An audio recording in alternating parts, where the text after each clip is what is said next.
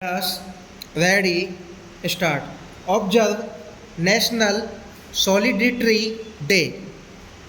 It was exactly 2 years ago that our northern borders were attacked. This was surprise sprung on us quite suddenly. But in that hour of peril, we saw an upsurge of patriotic feeling throughout the country.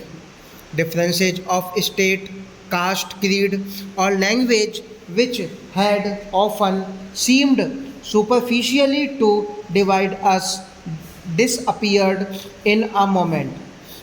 It was a visible demonstration of the fundamental unity of our people, which has preserved the integrity of India through the ages. The farmers in the field, the worker in the factory, and indeed people from all walks of life came forward to make their own contribution in order to defend the country's freedom. On the borders, our soldiers fought with valor and with determination. So many of them made the supreme sacrifice and gave their lives so that the country might live. The whole nation remembers them with feelings of admiration and gratitude. We have, however, to remember that we could not be satisfied with what happened in the past. We have to realize that preservation of the freedom and territorial integrity of the motherland calls for incessant effort, vigilance, and alertness. The problems that we face today are serious indeed. The Chinese are trying to build up a mighty war machine and to create fear in the minds of all. China has gone a step further and has recently exploded an atomic bomb. We are thus confronted with a nuclear menace in Asia, something new for this space loving continent. These are serious developments and we must take due notice of them. Even otherwise, in recent days, we have seen events of greater significance taking place in other parts of the world. Within the country, we are going through a period of difficulties. The production of food is still inadequate. Harvesting of rice has begun, and the new paddy and rice will be coming into the market. This will ease the situation in respect of rice for the present. The farmers are aware that reasonable and remunerative prices for their paddy. I hope they are aware of the fact that the producers' price have already been fixed and announced.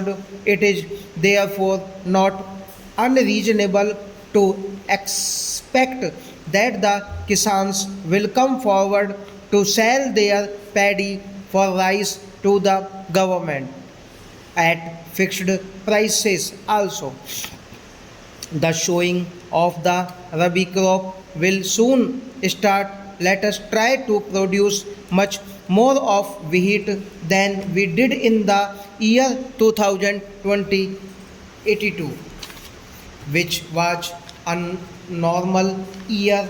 It is essential that the district administration should help in the supply of adequate seeds, manure, and similar other faculties. Water for integration purposes is the most important item. The problem of water lodging has greatly increased in recent years Every effort should be able made to see that areas liable to water lodging are provided with necessary drains. Besides major irrigation projects, minor and medium schemes should also be taken in hand. All tanks and pounds should be dependent.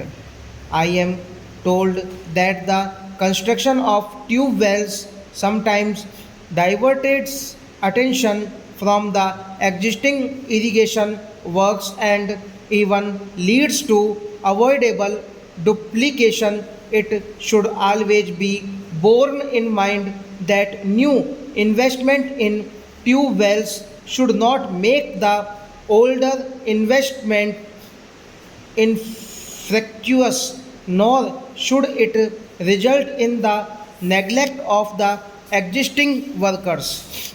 These are some of the reasons why the irrigated area in a number of states has not appreciably increased in spite of considerable investment. The district administration has to be much more alert and active to give all encouragement and assistance to the kisans with a view to increasing the production of their rabi crop.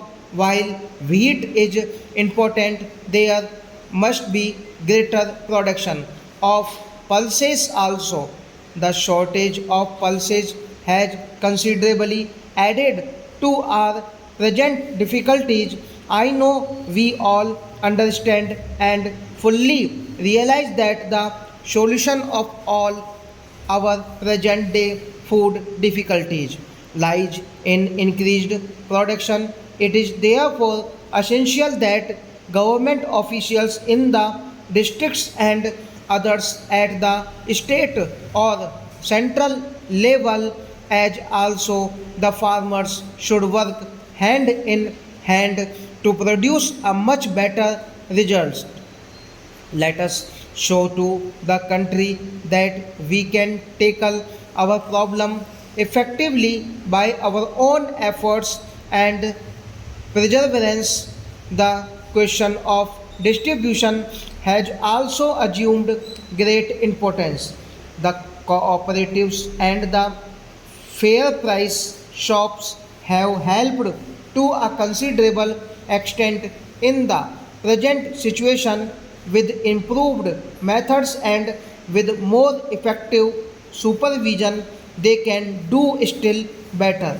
Moreover, if consumer cooperatives can be organized by local initiative, they can be of much assistance in ensuring supplies to the consumers at steady price.